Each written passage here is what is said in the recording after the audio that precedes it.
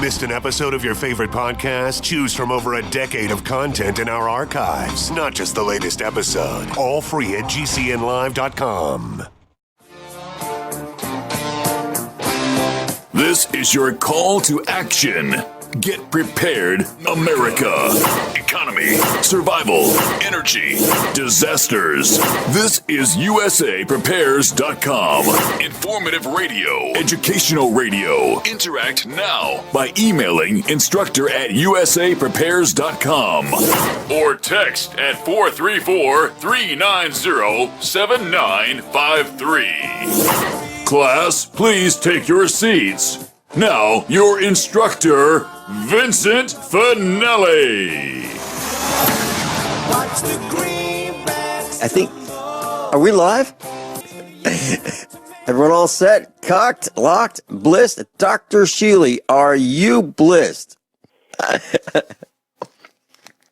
I'll tell you what, Dr. Shealy. I just was looking at our Facebook page, and we don't use Facebook the way most people do. We don't talk about, what our puppy did on the living room floor, and show all our friends. I don't do that, but what we do is we send out a message every day about what the broadcast is going to be about. That's it. Except today I got a really interesting response. And there's a gentleman whom I know, and he lives in the Carolinas. His name is Ron Gibson. Ron Gibson is a really good guy. And he's been taking this broadcast and posting it on YouTube every day, along with Alex Jones and Michael Rivero. So those are the three broadcasters that he has selected to post on YouTube. Well, he got a message. And the message is, let's see. I want to read it exactly. Oh, it says, from Ron Gibson, just got this message after trying to post the YouTube link to today's show. You're temporarily blocked. It looks like you were misusing this feature by going too fast. You've been blocked from using it. So I went to another site. Dr. Shealy, this is almost up there with having your obituary published in the Boston newspaper. In my opinion, today's social milieu is worse than it was for the past 50,000 years. Mm-hmm. Yeah. So either they didn't like the content of one of the broadcasts, which includes USA Prepares, or we're gaining traction, and he's getting people that like him faster than they would like, or something like that. I have a feeling it has to do with content. And, Mike Rivero, good guy. Alex Jones, good guy. And our broadcast, talks about all kinds of things that are not typically discussed. And because of that, I think they did it, Alex or Mike Rivera or we, or all together, we did it. And so I think that's a nice award to get, to be blocked from YouTube. So the big guys are taking aim at us collectively, and they shut down Ron Gibson's channel for a couple days at least. And they've also shut USA Prepares down. So this would be twice for us that we got shut down. I'm in good company. Yeah. So, if the establishment doesn't like us, that means we're right. Yeah, we're over the target. So I just wanted to share that with our class. So if you're trying to figure out how to get to us on YouTube, it might be difficult to get the current content, but that's okay. There's another place you can go. You can use the listen line, the telephone listen line, which is 605-477-3249, 605-477-3249. It's up 24 hours a day. You can also go to Republic Broadcasting. They pick up this broadcast as well. It's 1 day delayed, and they've got a listen line over there at Republic Broadcasting, 605-562-5111. Then you type in the option number 4. The number 4, 605-562-5111, option 4. Those are two ways. You can go to gcnlive.com and listen to the archives there as well. Just go to USA Prepares. So anyway, that's the latest news about the media. And Dr. Shealy, we were going to do something today, and we're going to move it to next week, which is we had some technical difficulties on my end. It's all my fault. And we're going to do a scalar energy on-site description. So we're going to do that next week, next Wednesday. Now, wait a minute, though. I don't think you should ascribe fault to you when it's electronic equipment. Well, okay. Yeah, but, I've got the controls, and I've got the keyboard, and I've got the screwdriver, and if all else fails, I've got a 2-pound sledgehammer. I've got all that right here. I know that, but you know my attitude towards modern electronic equipment, and I don't consider it human. Yes, and if it can cause problems, it likes to do that in a large way. Yes, I agree with that. So we're going to do that next week I'll be live from your location at your clinic. And will Dr. Sergey Sorin be with us at that time as well? Unfortunately, let me see. Next Wednesday, I think he's out of town. I'll let you know in a minute, but I'm pretty sure. It's, yes. No, he is here. He is here. He's leaving on Thursday. So he will be with us. Wonderful. And, Dr. Shealy, one thing that maybe we should just share a few minutes with our class about, and that is the stress that a doctor is under. When you and I had dinner with, when you invited me to dinner with Dr. Sergey Sorin, his wife, Ed from Florida, and Mrs. Finelli, we were talking, and I asked the question about, what is it really like as an ER doctor, emergency room doctor, and I don't know if this is common knowledge, but ER doctors lose patients, and they may lose one a day. They may lose on the average of more than one a day, one per shift. That has got to be pretty stressful, because there's the fight to keep that person alive. Then there's the final moments when you're losing that patient. Then there's the moment when you do lose that patient. Then there's the seconds after that when it sinks in that all that you did not keep that person alive despite your best efforts. And then we're going to have to tell a family, and they're right outside that door. Well, you really do, and everywhere. Of course, the emergency room is a place where it's sort of a daily event, but no matter where you are in practice of medicine, the entire situation is open to needing detachment. You can't allow yourself to get into details, attachments. It does require a lot of detachment, and it happens even with chronic illness. Where I saw a gentleman a couple of days ago, and I had nothing that I could offer him.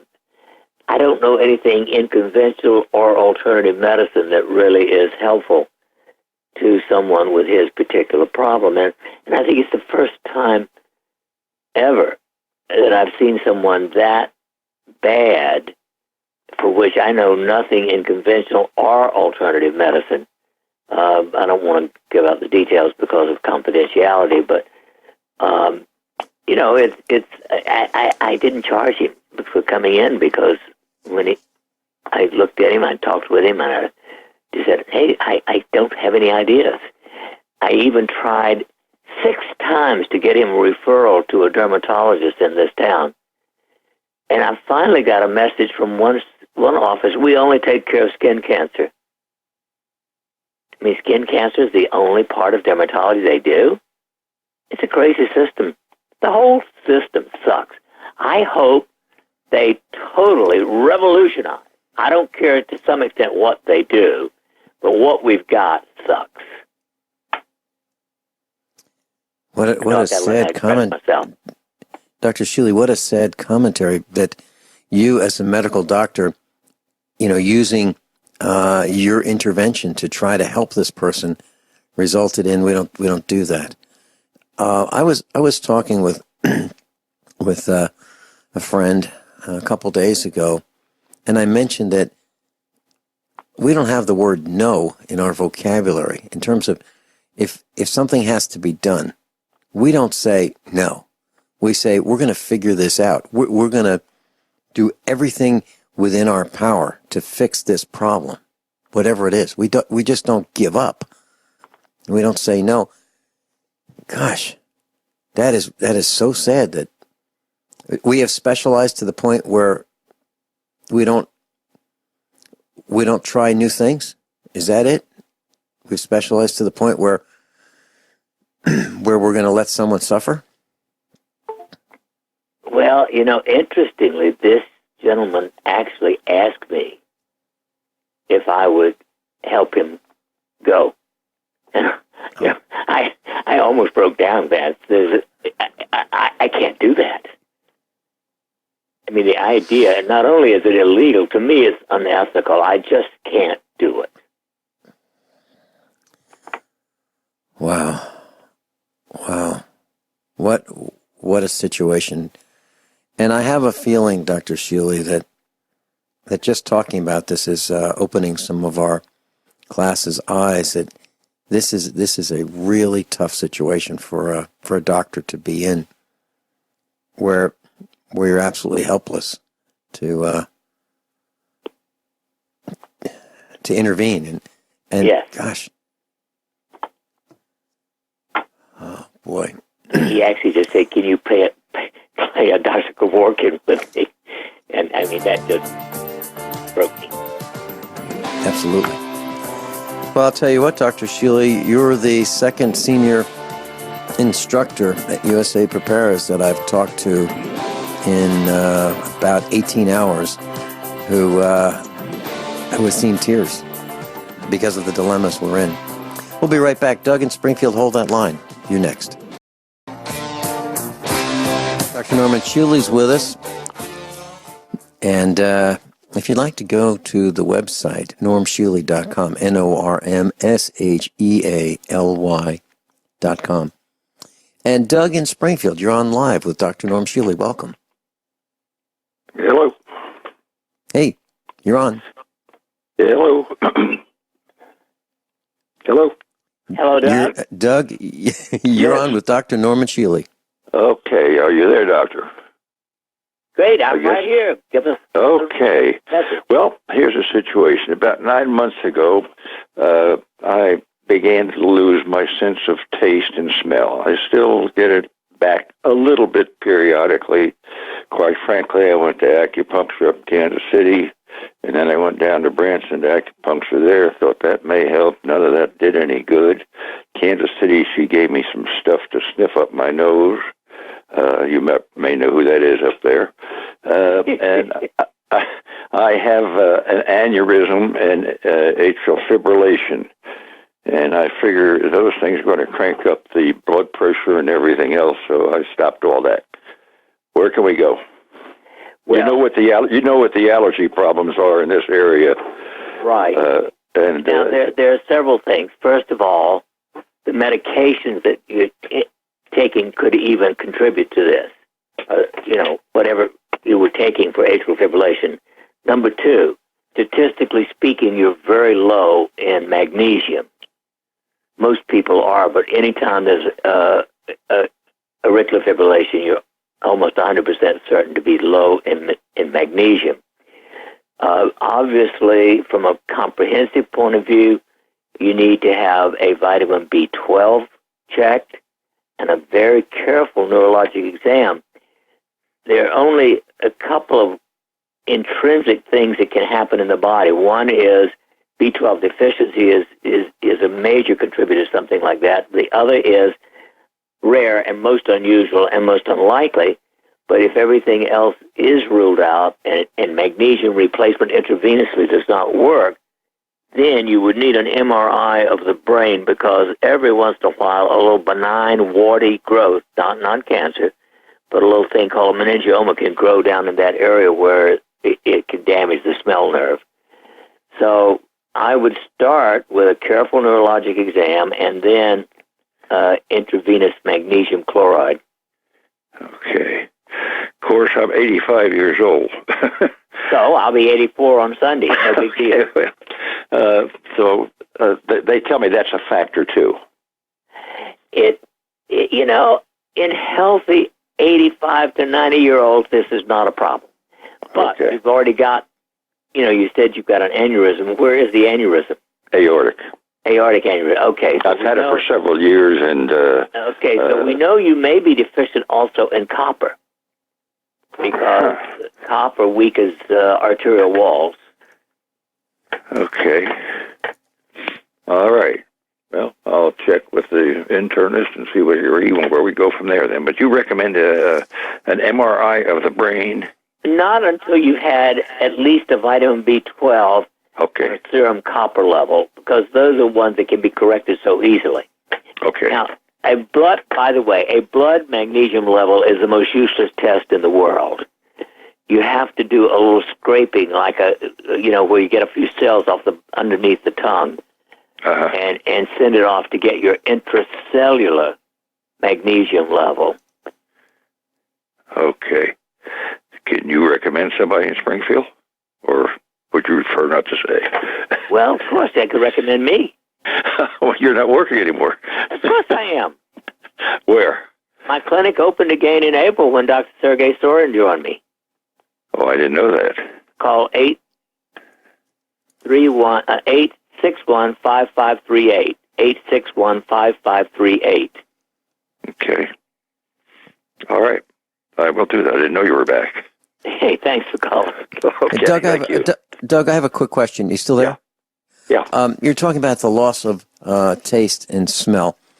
Correct. What is that like when you lose that? What are the feelings that you have? Can you describe that to our listening audience? What it's like to lose the sense of smell?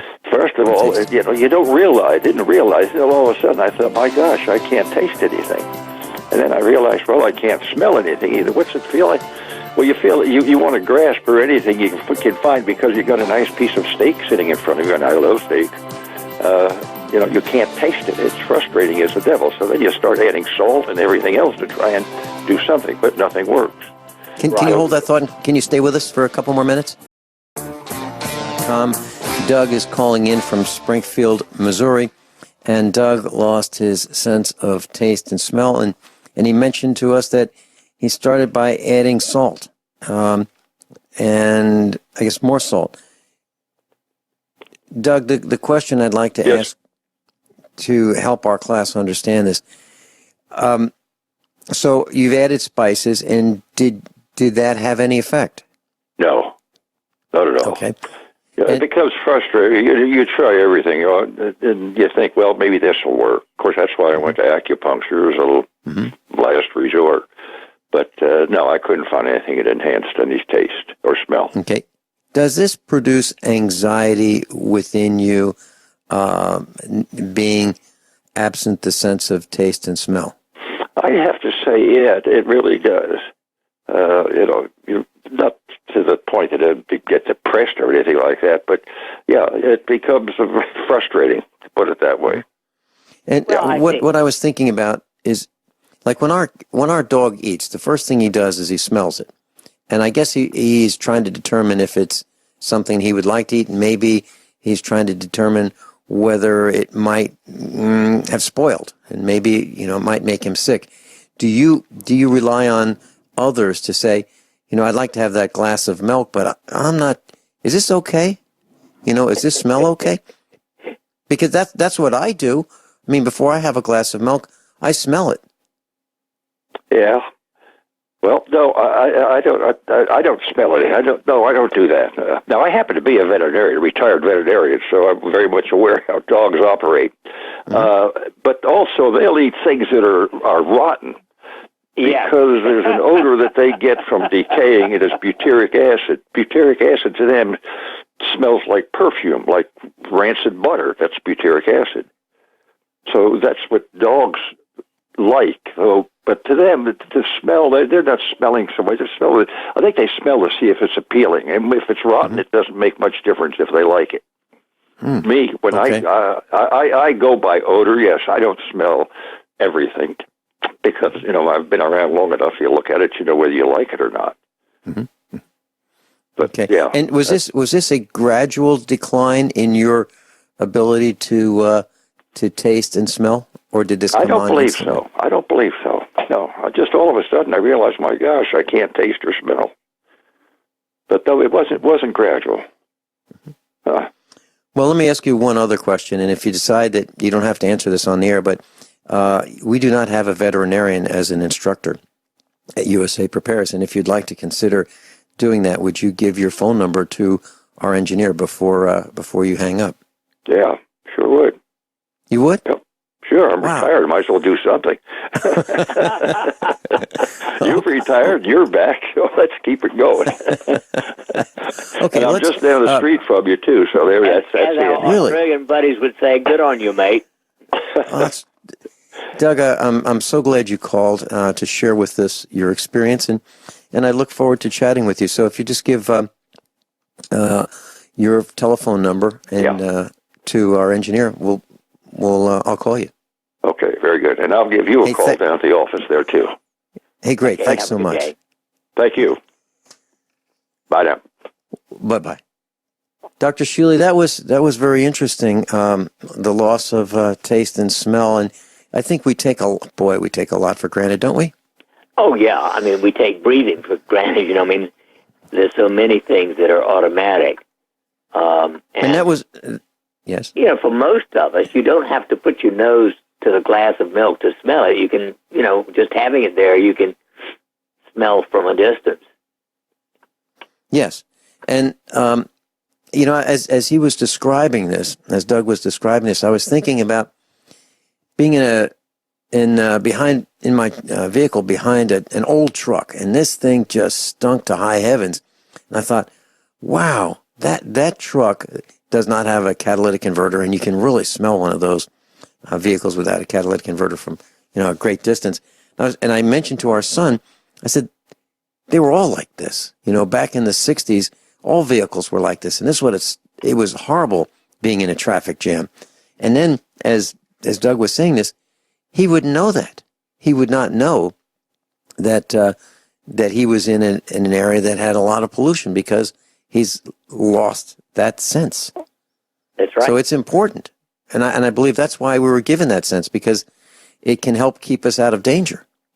Well, that is true. And it is called the most primitive of our senses. And it is the one that, it has relationships to every aspect of life, including love, sexuality, ability to survive with getting the right food, et cetera, et cetera. It's an exquisitely important sense.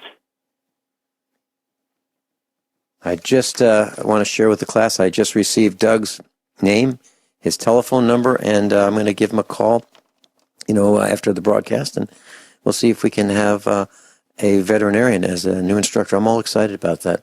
And Dr. Shealy, thank you so much for helping Doug. Well, that's what we're here for. Yes. Dr.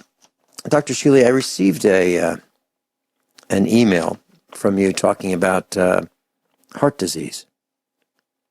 And you mentioned this morning before the broadcast when you and I chatted to talk about what we're going to do with the study, the scalar energy study, moving that to next week. You mentioned coronary artery disease on the phone. And we talked about prevention. We talked about diagnosis. We talked about what you can do to treat it. Can we spend the greater part of this broadcast, this hour and next hour, discussing that? You bet. After all, in a book that Carolyn Mason I wrote back in 1988, I called it The Popular Way to Die. And it is still the number one cause of immediate death.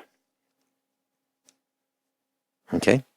And so it has please been continue. increasing ever since early 1900s when chlorination of water took place. Nobody talks about the fact that there is adequate evidence that chlorination of water increases the risk of heart disease. And then there's adequate information that fluoridation of water increases the risk of heart disease. And those are just two over which we have, no primary control. The only way we can control it is not to drink city water. Well, that's almost impossible, Dr. Shealy. And let me give you an example. So let's say you have a hamburger and you put ketchup on it. The likelihood that ketchup was made using municipal water is pretty high likelihood. If you have pickles and the pickles are in some kind of a brine that you buy in a jar from the Chinese factory outlet or wherever you end up buying it from, there's a likelihood that water has chlorine and fluoride in it, or at least had chlorine in it, but does have fluoride in it, right? Well, that's my opinion of government in general. They poison us in everything they do. They poison us in chemtrails. They poison us by allowing 550,000 poisonous items to be released into the atmosphere every year. They poison us by having nuclear energy which cannot be controlled. They poison us at every level of life. So the number one cause of death ultimately is the government. I was reading a story last night about there's this iridescent sheen floating down the Potomac, heading toward Washington, D.C. And it's okay because it's not a lot, and it won't harm the water supply, and everything's fine. Really? So there's this iridescent petrochemical sheen, and don't worry about it because it's okay. And I guess they're talking about parts per million as part of it. So if there were more parts per million, then they'd be worried maybe a little bit. But I don't want any iridescent sheen in my water. I don't want any. Well, I don't want any sheen in my water. Well, and I've been thinking about that as well. We shower daily here at our house. We think it's our civic duty, and we use shampoo. And I'm thinking, I want to figure out how I can use less shampoo. That way, less shampoo will go into our septic system. Less plastic will go into the landfill, these bottles. I want to use less of everything that pollutes, that contaminates.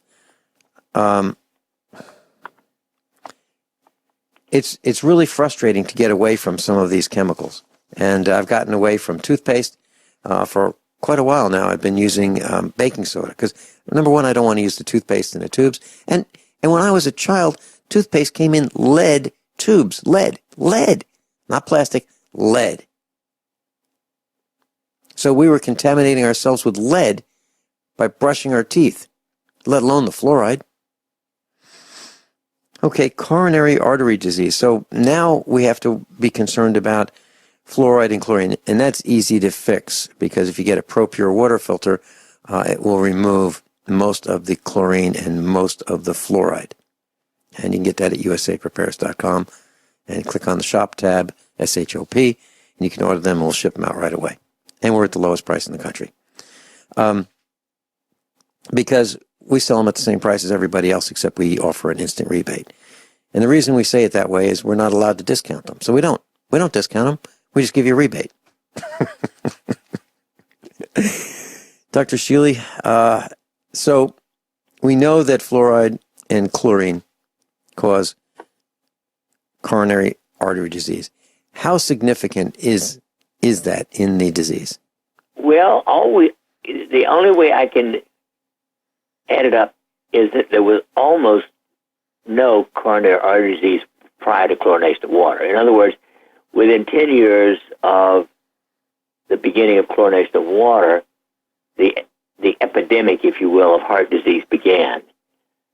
And then, of course, in the 1940s, when fluoride was added, it was already so bad that nobody really noticed the difference. But nobody's paid any attention to it. I mean, when I say nobody, almost nobody. Just a few physicians have written about it. But it's extremely uncommon for anybody in the major medical profession to warn people about this. You should not drink city water. I don't think you should bathe in it, really. That was my next question, because if you bathe in it or if you take a shower in it, which might even be worse, you're breathing in larger quantities because that water becomes atomized, if you will, coming out of that shower head. Yep. Let's talk about that when we come back. Class, we're talking with Dr. Norman Shealy about coronary artery disease. Dr. Shealy, we mentioned fluoride in the water and chlorine. So when a person takes a shower, and you mentioned a bath, is there a significant risk of getting coronary artery disease by the chlorine in the air that is... And probably cancer as well, because we've known at least for 60 years that chlorinated water turns certain things in the water system into carcinogenic agents. It's a really difficult problem, because chlorine, of course, does prevent infectious diseses that would be carried in the water. I don't know unequivocally whether it could be done with ultraviolet, for instance, for a city supply. I don't think it'd be strong enough. But the evidence that certain items that naturally get into water from nature and otherwise can become carcinogenic when they're exposed to chlorine. I first read about it back in the mid-'60s. Well, can't chlorine kill every living thing on Earth? I mean, of course. I call it, it was the first weapon of mass destruction. Chlorine gas. My grandfather was gassed in World War I.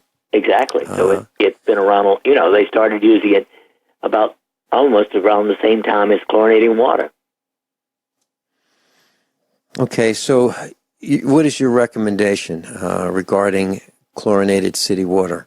If you live in a city, get yourself a total house, apartment, whatever, dechlorinated. it. There are ones that will take care of, not only your drinking water, but your bathing water. Dr. Shealy, do you have information about living in a city and the incidence of coronary artery disease as a result of just life in the city? Yes. Death in the city. Again, we've known this for decades, that people who live in a farm environment. Now that was, of course, before Roundup and some of the current pesticides and herbicides. I think the difference in city versus farm living has significantly decreased because of all the poisons that have been added to farming. Yeah, and I see some of our farmer friends suffering disease, and their health is really deteriorated, and they do dumb things. They will spray insecticides and herbicides without respirators. They'll put insecticide, mix it with diesel fuel, and they'll go out into their herd of cows because the cows get flies on their faces in the summer, and they'll just mix the diesel fuel and the insecticide and put it in a bug sprayer, if you will, or a fruit tree sprayer type sprayer, and go out there and spray the faces and the backs of the cows. And the idea is the diesel fuel will extend the amount of insecticide so it goes farther, and they'll breathe that. There's no way that he can spray these animals and not breathe it. There's no way that the animals cannot breathe it. But that's what they do.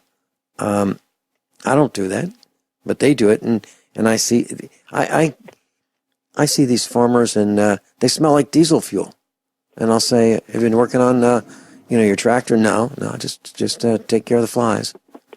Gosh, How is it possible that anyone would think that you could spray something on insects and have it kill the insects almost instantly and have no effect on us? How is that possible that we could get to the point where we don't understand how that could affect us? I don't know. And then we eat that meat, right? And that's what you get in the supermarkets and the grocery store.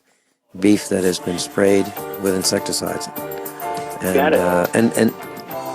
And the animals, yes, and the animals eat the grasses that are under the fences that have been sprayed with Roundup. They eat that. Dr. Shealy, when we come back, symptoms of coronary artery disease, treatment of coronary artery disease, and maybe some more prevention. Dr. Norm Shealy is with us. NormShealy.com. NormShealy.com. And that's where you can sign up for that free newsletter, the same one that I get multiple times per week. NormShealy.com. And that email address of yours is only used for you to get that newsletter. We'll be right back. Everyone all set? Cocked? Locked? Blissed? Hour number 2 of USA Prepares with Dr. Norman Shealy. We've been talking about coronary artery disease. Dr. Shealy, what is coronary artery disease?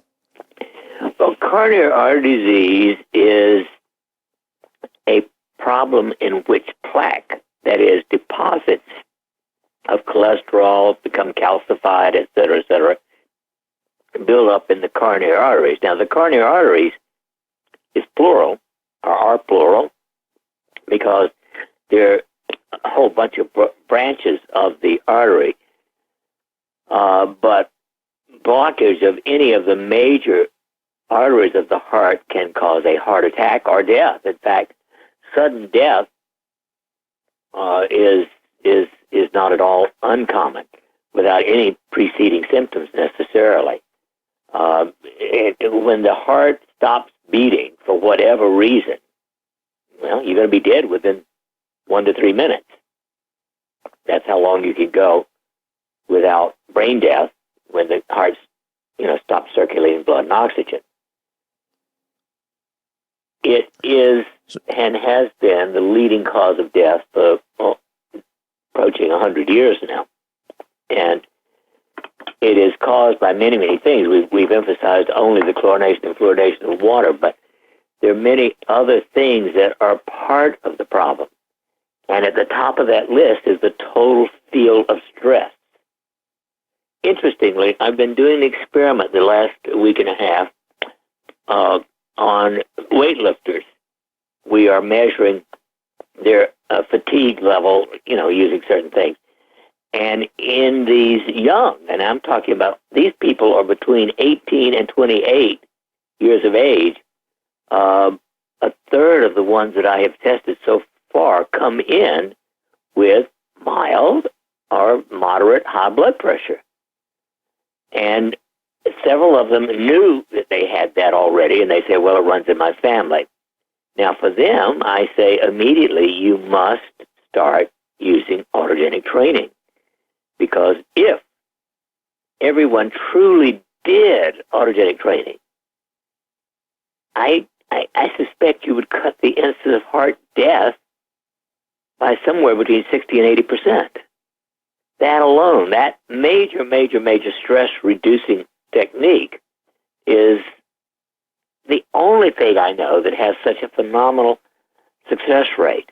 Now, we know that obesity is probably the next most common contributor to coronary artery disease, as it is to type 2 diabetes. And, of course, the incidence of true obesity has gone up to 1/3 of all Americans, with actually 2/3 being overweight. And so obesity has now replaced all other factors as the number one contributor to premature death. Inactivity. We know that people who do not move, who do not stand an hour or more a day, are at increased risk of death. And again, the common way to die is a sudden heart attack. We know that people who would do just 1 minute of intense physical exercise every day, I mean, I call that halitosis is better than no breath at all, because, it does race the heart, and racing the heart is good. Now, interestingly, Vince, you know that 2 years ago, I gave up one form of exercise for another without thinking through adequately. I love jogging in a swimming pool, but I don't care to swim. So I got myself a 5-foot deep hot tub, and at least 5 days a week, I have spent 20 minutes at least vigorously. I mean, I can sort of jog in a hot tub 5 feet deep, 90 miles an hour sort of with my legs moving. But interestingly, I've noticed my legs recently just don't feel as strong. So about a week ago, I got on the treadmill again, because I used to do peak exercise on the treadmill 5 days a week, where I would do 30 seconds of vigorous, going to total exhaustion in 30 seconds, and then resting for a minute and going back, off and on 8 times. And that is probably the single best overall exercise for the heart. Well, I thought I was doing the same thing in the swimming pool or in the hot tub, but I'm not, because my feet don't get the impact of it. I don't get the bounce up. It's fun, but it's not as good. So I've gone back to jogging on the treadmill. What about jogging in general? We have an instructor, a senior instructor, great guy, loves to jog, and I'm wondering, is he doing more damage to his joints? Is there something else he could do to get the exercise, the benefits of the circulatory component of the exercise, and not bang up those joints so much? Well, it's interesting. I'll be 84 on a Sunday, and I've been pretty active all of my life, and I don't have a problem with my joints. Mm-hmm. But you don't jog. But you don't jog down the road, right? Well, that's true. Jogging outside is much rougher because of irregularities in the surface area. Mm-hmm. And I used to do that, by the way. However, for a number of years, I did jog outside. But since 1995, I've converted to doing it only on a treadmill. Mm-hmm. So only the first 60 years of life, more or less, did I do the outside vigorous stuff. Now, interestingly, again, halitosis better no breath at all. Soaking in a regular bathtub with hot water for 20 minutes races your heart. And there's good evidence that for your heart is almost as good as jogging. It doesn't give you the other muscle and, other endurance attributes that you get from a true exercise, but it does help your heart. All of these things are part of the whole picture. To me, at the top of my list is de-stress. In other words, don't kill yourself over stuff about which you can do nothing. You and I can talk about these things. Mm-hmm. And when I'm talking about these things, I am not emotionally attached to what I'm saying, if you know what I mean. I'm observing, but not reacting to the negativity. And that's the important thing, is to detach from the stuff you cannot change. Well, I've had a chat with Joey in Michigan, and of course many of the other instructors, and we've talked to Rick Miller, and we've been talking about stress and detaching, and we've also decided, a bunch of us have just decided that we're not going to do things that are stressful. We're just not going to do them. So I have literally cut down, maybe even cut out my speaking engagements. Spending a couple days, 3 days, day to get there, 2 days there, day to return. These 1,000-mile trips to speak and be away from the farm, and then be concerned about the family. Are they able to do all the things without me on the farm? Are they able to take care of the animals? And all of those things are stressful. Just trying to coordinate all those things. And I've decided that I can fix that. I just won't go out and speak. That's one thing. Limiting those activities, those self-imposed deadlines that I have, just eliminating a lot of that, I think is great. It's great if you're in a position to do that. So that's one of the ways that I've approached stress, and I don't even when I heard the word stress, Dr. Shealy, when people would say I'm really stressed out, I go, what a bunch of pansies. How can they be affected by stress? But I realized that, yeah, you can, but the stress that they were thinking about wouldn't impact me at all, because I wouldn't even consider that stressful. To me, stress is when someone in your family's really sick and maybe dying. That's stressful. Last week, Vince, I had a woman who was supposed to come in for a follow-up visit. She sent me an email the day before stating that she had been so distraught after the election that she'd gotten so ill, she went to the emergency ward. She actually was admitted to the hospital with all kinds of tests. Nothing was found. Her brain wasn't functioning well. Every symptom in her body was 10 times worse than it had ever been. All because of her obsession with her feeling of the negative aspect of the election. And I said, now look, you're killing yourself. You fight fiercely to things change if you think you can. If you know you cannot change them, then there's only one thing that can save your life, and that is to detach. Now, I've practiced this for well over 44 years, and it came about mainly through learning autogenic training way back in 1972. I know of no philosophy that I have gained in my entire 84 years as important as not allowing stuff over which you cannot possibly have control to get you so agitated that you could, destroy your body with inflammation, with a weak immune system, with cancer, with heart attacks. It is self-destructive.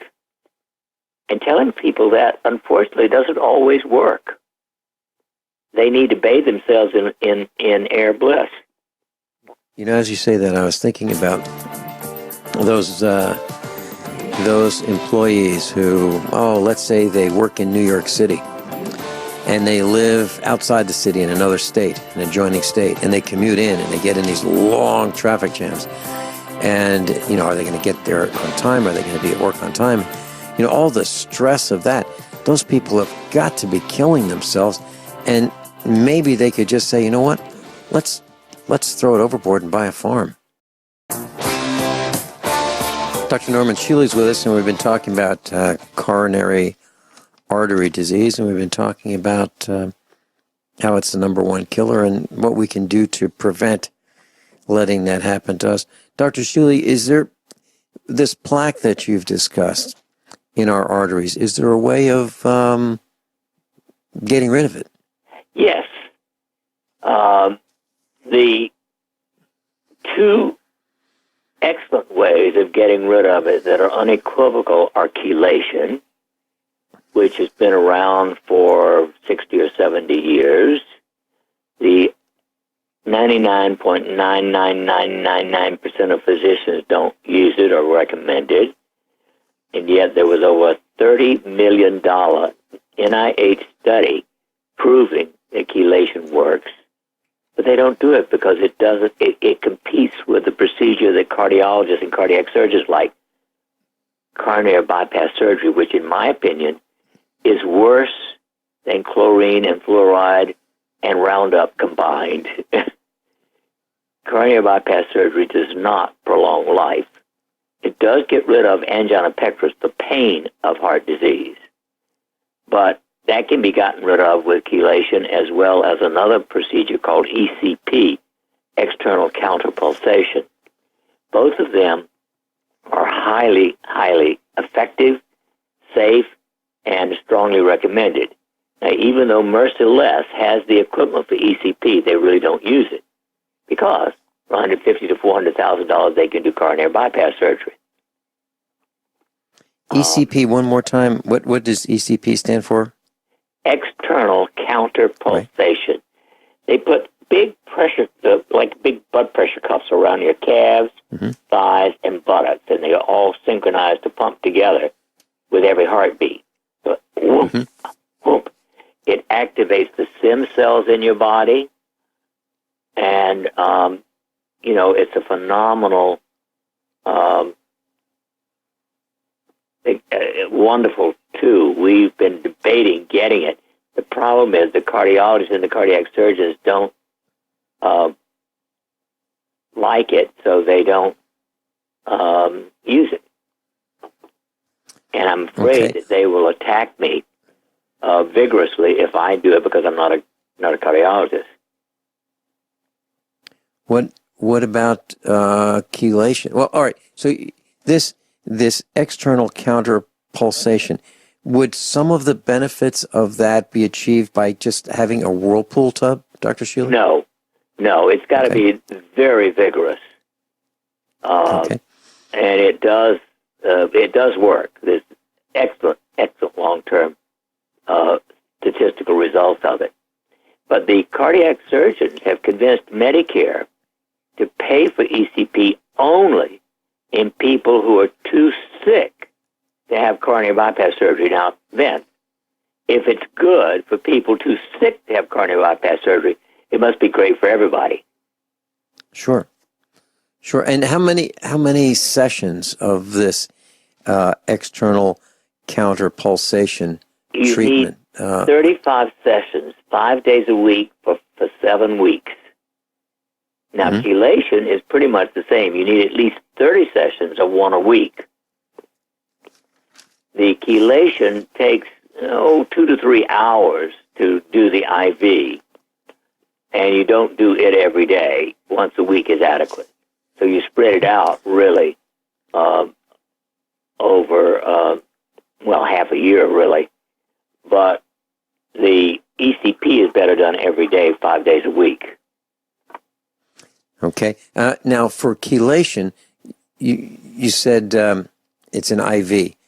Is it, what actually happens? So you get this agent, this chelation or chelating agent. What's in that, and how does that work? The active ingredient is something called EDTA. EDTA is the chemical that actually binds calcium and helps dissolve it out of your arteries. And again, it's been around for, now, I'll tell you what EDTA stands for, ethylene diamine tetraacetic acid. That's why we call it EDTA. Okay. So are there any downsides to chelation with EDTA? Probably, if properly done, none. It has to be given slowly. Okay. Let's talk about that a little bit more when we come back. I can't imagine why, someone who is increasing in age wouldn't want to do that. Am I confused? We'll be right back. Class, quick announcement. The Greater Indianapolis Survival Expo, presented by RK, is December 3rd and 4th. So if you'd like to attend, they've got some great seminars. Craig Douglas of USA Prepares will be there. That's December 4th in Indianapolis. Also, if you'd like to go to the RK gun shows, 4 of them this weekend coming up. Ashland, Kentucky. Atlanta, Georgia. Springfield, Missouri. Murfreesboro, Tennessee. That's December 3rd and 4th, rkshows.com. rkshows.com. Great shows. I've been going to them for years. I think you'll have a great time. Dr. Shealy, we're talking about chelation therapy. So the question is, as we get older, if we have the possibility of plaque in our arteries, why would just about everybody not want to have chelation therapy? What would be the downside? Why not? Well, it has to be done carefully. You must not use it in people who have kidney disease or liver disease. Those are the big negative effects. It's got to be done properly, obviously, but people who do it should know how to do it. In other words, you don't just give EDTA. You give with it some vitamins, some magnesium, some calcium, in order to prevent those from being pulled out with the deposits in the arteries. But properly done, and in people who don't have kidney or liver disease, it's extremely safe. So this has to be done with medical supervision, with prescription in a doctor's office? Yes. Okay. And what about those who are allergic to pain? Is there pain involved in this other than the hypodermic needle? Well, no. There's no pain from the injection intravenously. Most of the time you just sit in a reclining chair and rest. Okay. And do you have a feel for what this might cost a person? Is this something that you do? Well, I used to when the clinic was running originally and we had a big staff. We're not doing it at this time. We are debating, instead of doing chelation, the ECP, because it's about the same cost. It's going to cost for a complete series somewhere between $4,500 and $5,000. The ECP is done more rapidly, has a quicker effect. The chelation is more, takes much longer.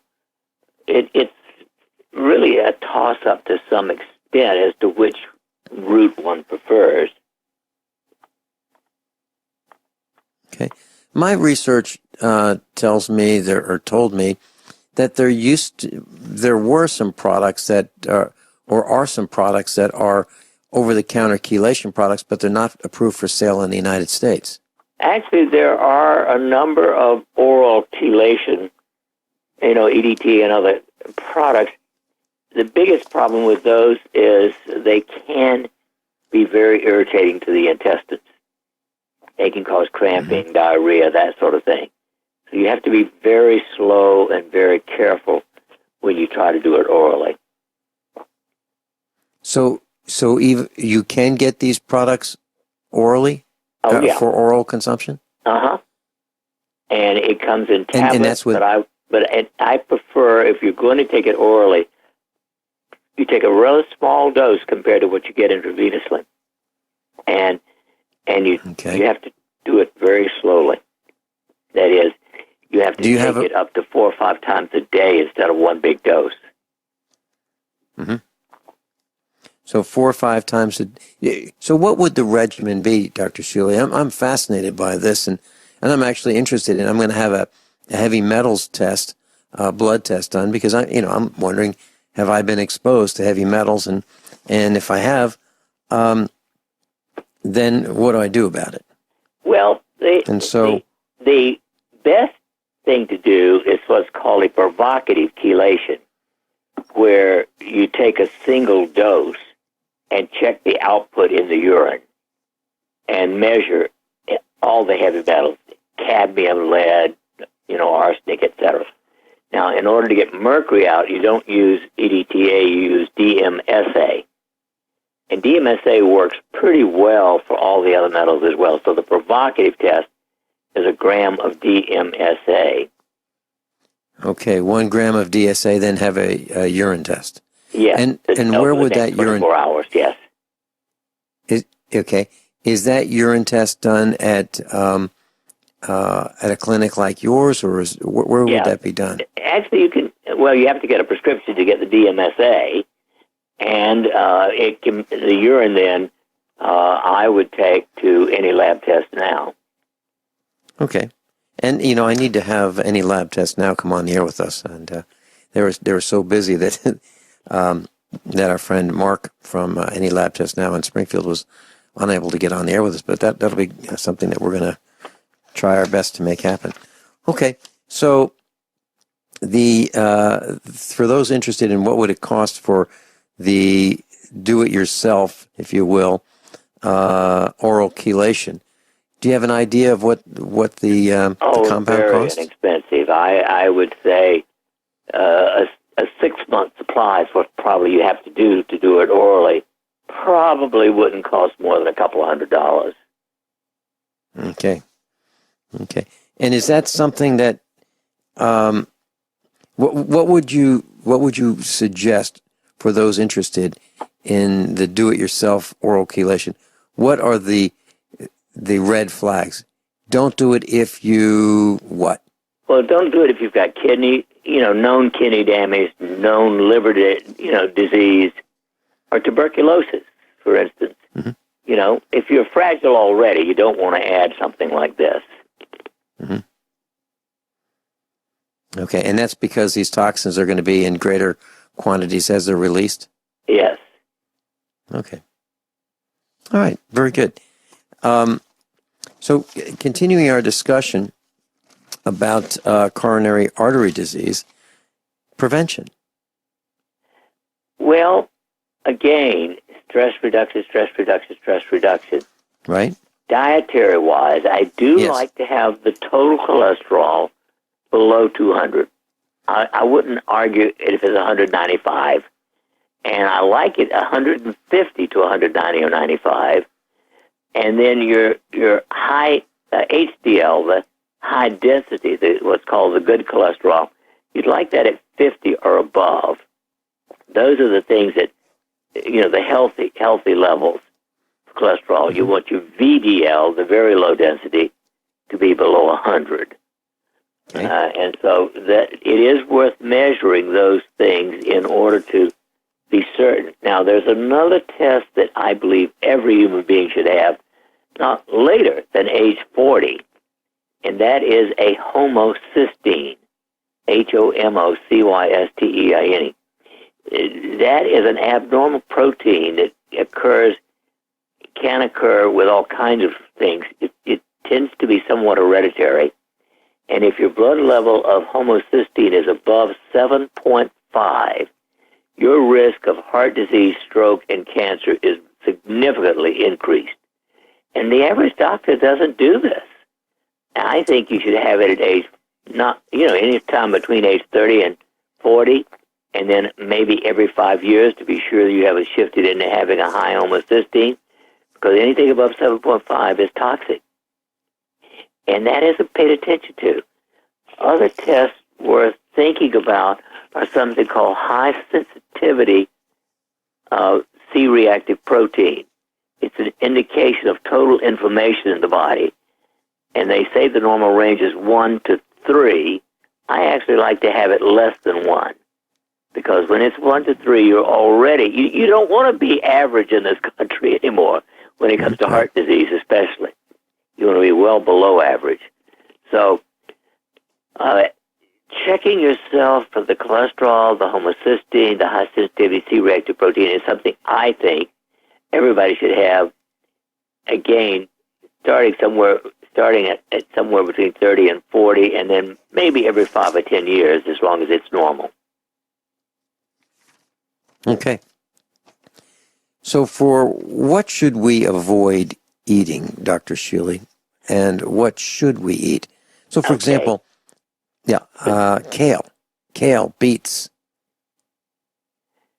Well, the evidence is fair that very high levels of salt are not good. The evidence is much higher that trans fats, the so-called artificially hydrogenated fats that have been around now for 75 years or more, are extremely toxic. They are among the worst.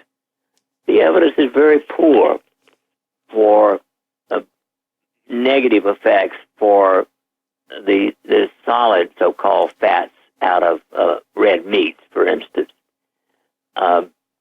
The use of monounsaturated oils like olive oil is excellent. The evidence for the, multi, if you will, unhydrogenated fats like corn oil and others like that is very bad. So you should never, ever use in your cooking, salads and stuff like that, almost anything except the greatest of olive oils.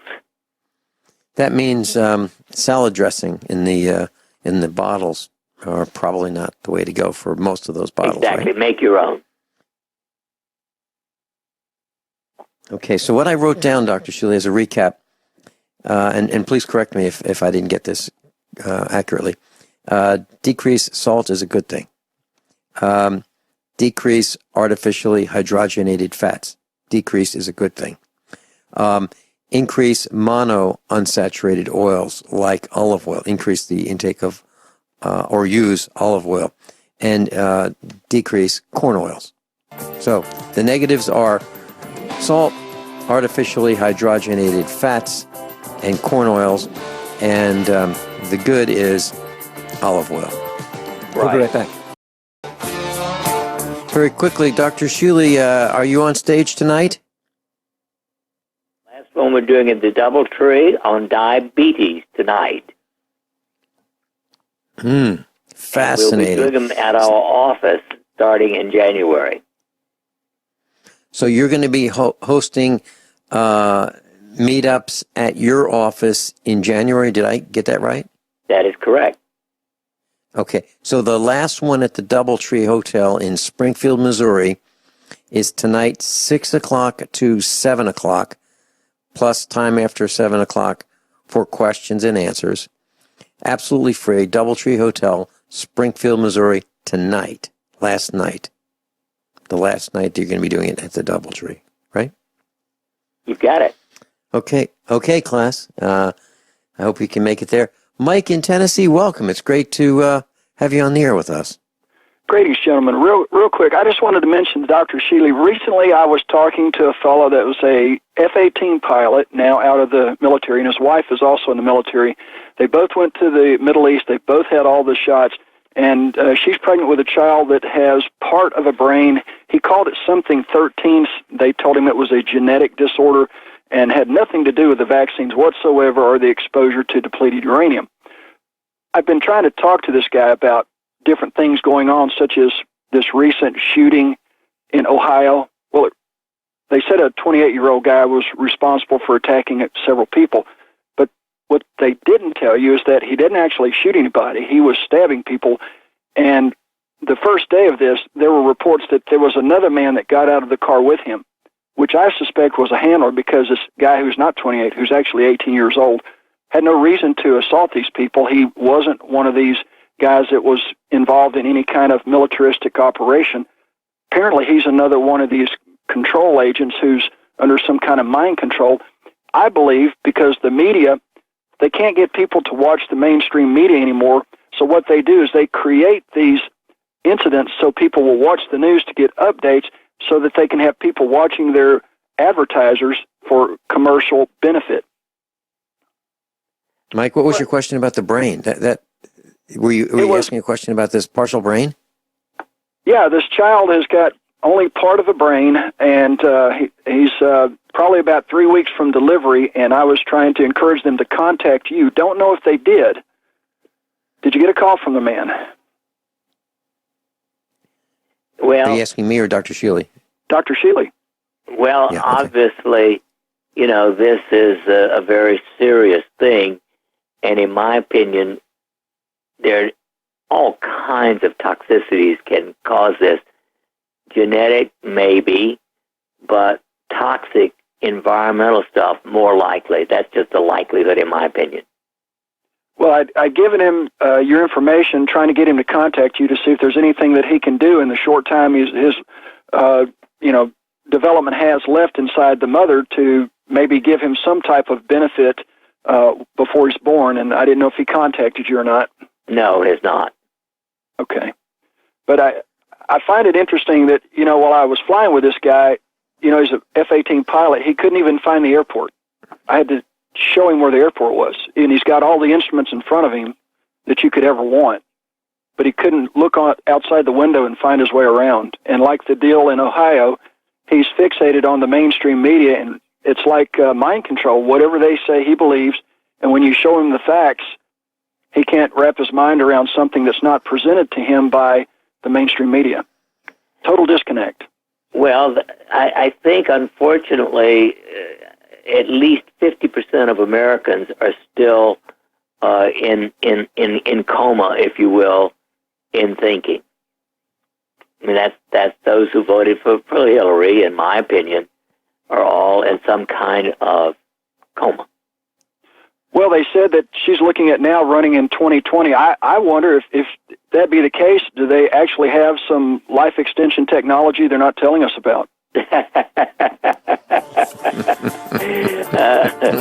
Well, we can only hope not. In that case. Mike Parsons, USA Preparedness Instructor, thanks for calling in, and thanks for sharing some humor with us. Have a great day, gentlemen. God bless. Thanks, Mike. You too, Mike. Dr. Shealy, thank you so much for being with us. And class, if you'd like to meet Dr. Shealy in person tonight, the Doubletree Hotel, Springfield, Missouri, 6 p.m. through 7 p.m. Bring your questions. There'll be time for questions. And this will be the last event at the Doubletree. And Dr. Shealy's moving the meetups to his office in Springfield starting January. We'll keep you apprised of that.